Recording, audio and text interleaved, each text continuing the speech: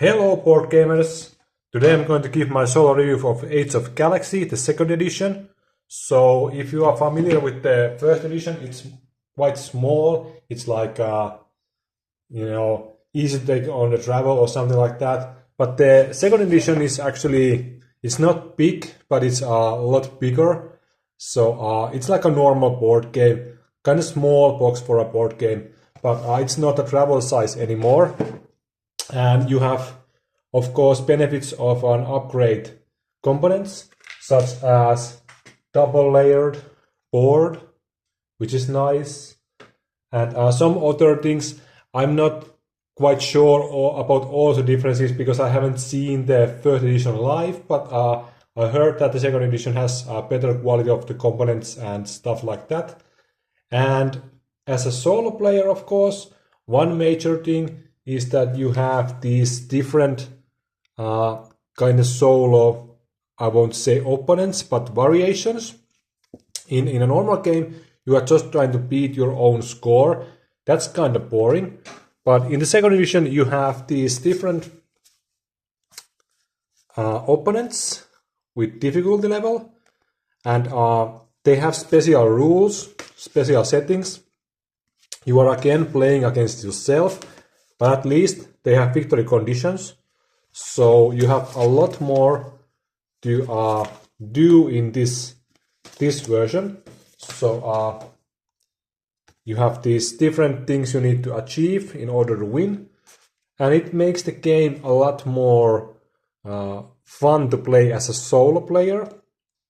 But the game itself, it's really simple game, quite fast to play and learn. Not that much happening. It's I would say it's too simple for my taste. But if you are somebody who enjoys something like simple games, I would say, let's say something like Puerto Rico or maybe Carcassonne or something like that, and you want to take a small step to kind of more difficult games, this is the step I would probably take, because this is like it's a little bit harder than for example Puerto Rico, but it's not something like, let's say, some, I would say, like Everwild or something like that. What's the name of the game? Well, I forgot what the name, but anyways, it's not very complex game, and because you are still competing against yourself, it kind of lacks something in the solo mode. These are a nice addition, but I would still prefer to play against a real Automa opponent or something like that. And the game is like a mini Master of Orion that's coming in next year. And if you are familiar with the PC game, it's like a space opera game. You are trying to conquer the planets and the galaxy, and you are taking up your technologies and building ships and fighting wars and stuff like that. It's all that in really small size, but for me it's even too small, and I would prefer to have something a little bit more meat to the game or something like that. So it's a solid game. It's not bad. There are not any issues that I could point out exactly, except the thing that you are playing against your own score. That's always not fun for me. But other than that, the components are nice. The cards are in decent, normal quality. They are not any cheap cards or anything like that. And there is a lot to do still, even in the small size.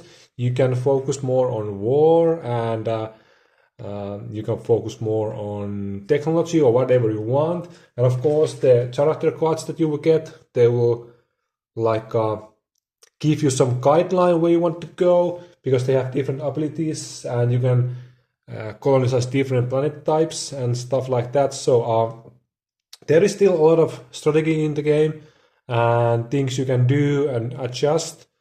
But as a solo game, there are so many better games out there than this one.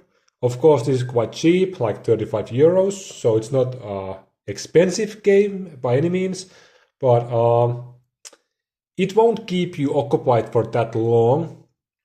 The solo mode is so fast play through, and there's not much to do after that as a solo gamer. So it doesn't give you much replay value at all. So that's a big negative thing.